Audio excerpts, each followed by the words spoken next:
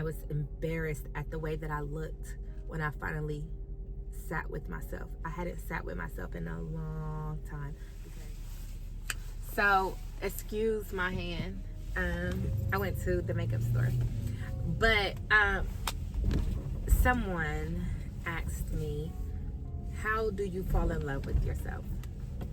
And that's a really good question. So I thought I'd make a video about it to anyone that may have that question.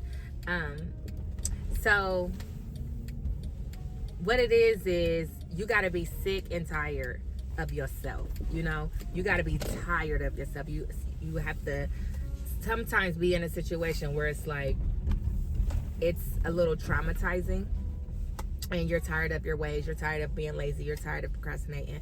And that's what it was for me. I was sick of myself. I was fed up, and I'm like, something has to give. So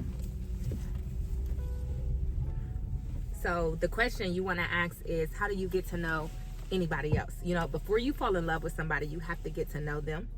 Then you have to build a relationship with them. So the first thing is getting to know a person. So you just ask yourself, what is it that I would like? What is it that I would like to do that is within my budget, within my income? What is it that I want to do? You spend time with that person to get to know them. So the way that you would spend time is positive affirmations.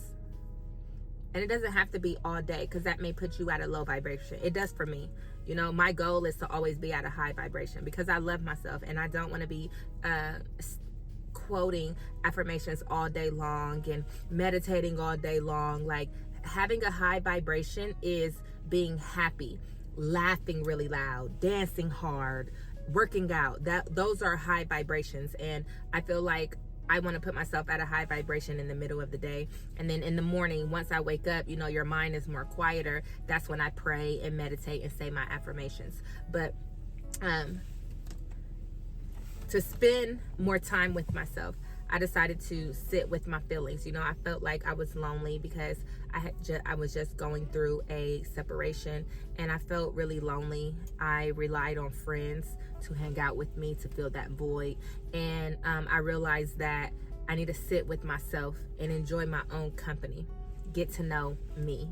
So I created routines, everything, a hair routine, a skincare routine, a workout routine, a 5 a.m. morning routine, a oral hygiene routine, a shower routine. When I say every routine you could possibly think of, I created all these routines for me, and I started doing them.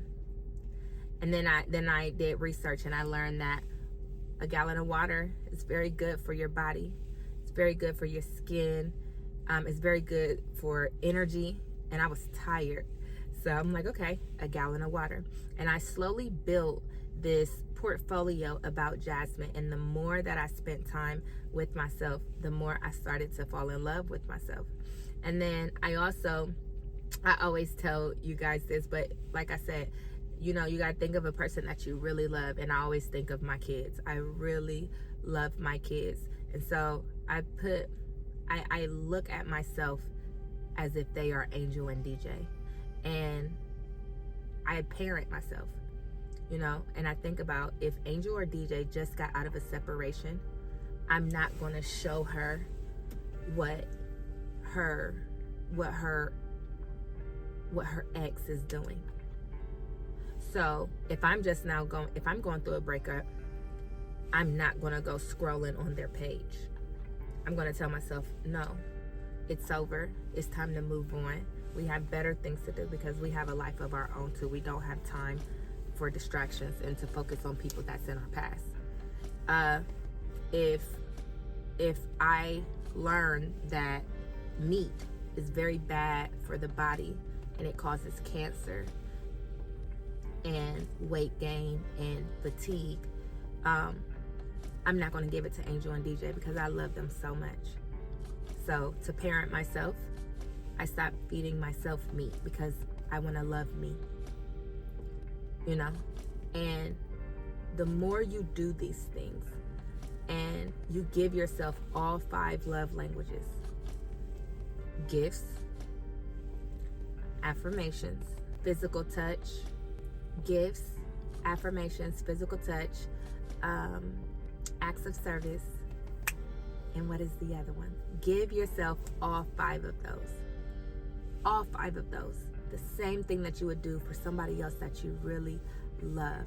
And then I learned that when you love someone, you also have boundaries with them. So I started having boundaries with myself, and I made sure that I balanced everything. No, you can't spend too much time on social media scrolling. No, you can't spend too much time on the phone gossiping with your friends. We got work to do. It's time to get it, It's all about reparenting yourself.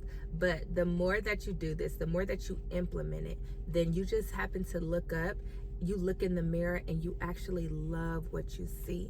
And nobody can take that away from you. Anybody can walk out your life and you would still love yourself. But like I said, something has to happen for you to want it, But it's a good thing that you even clicked on this video. That's the first step. That shows that you do want it. You got to be tired of yourself. You definitely got to be tired of yourself in order to complete the process. But I did a lot of research on the psychology of breakups and leaving a 10-year marriage, and because I was heartbroken, I was disappointed, I was humiliated, and I was embarrassed at the way that I looked when I finally sat with myself. I hadn't sat with myself in a long time because my world was revolved around my husband and my kids. And so I would put on makeup to cover up how I look. I would put on big clothes to cover up my weight gain. And I did try to lose weight, but it wasn't enough. Nothing had happened. I wasn't tired of myself yet. It wasn't until I left my husband, I looked in the mirror and I was tired of myself. I was tired of tolerating things that I should never tolerate. But how can you be upset at somebody for mistreating you when you mistreat yourself all the time? I never put myself first. So I now even have a feed yourself first rule. When I'm feeding my kids do not eat first. I make my plate first, and then I make theirs, and it works. And it's simply because I was fed up with myself. I had to learn that lesson. So I always put myself first. My kids are not missing out because I love them so much. Every routine that I have for myself, I have for my kids too. But in order to fall in love with yourself, you got to get to know yourself first. Then you'll fall in love. Actually have a relationship with yourself, and that's all 5 love languages. Practice them on yourself. Give yourself gifts as long as it's in the means of your income. Stay on that tight budget. Give yourself boundaries. Give yourself words of affirmations, and then that way when somebody comes in your life and they're saying mean things, it doesn't feel good to you, so you're not going to stay, because that's unfamiliar, because all you hear is positive things about yourself all the time.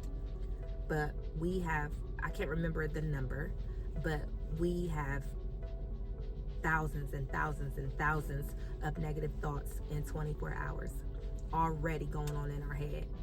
So whatever comes out your mouth, don't double it. Don't double that negative number. Be gentle on yourself, because everybody else is already waiting in line. They're waiting in line because their negative thoughts on top of yours, and they looking at what you got on. They looking at, oh, she look tired. Oh, she stressed out. Oh, she probably lonely. They got so many thoughts already about you. Don't stand in line behind them.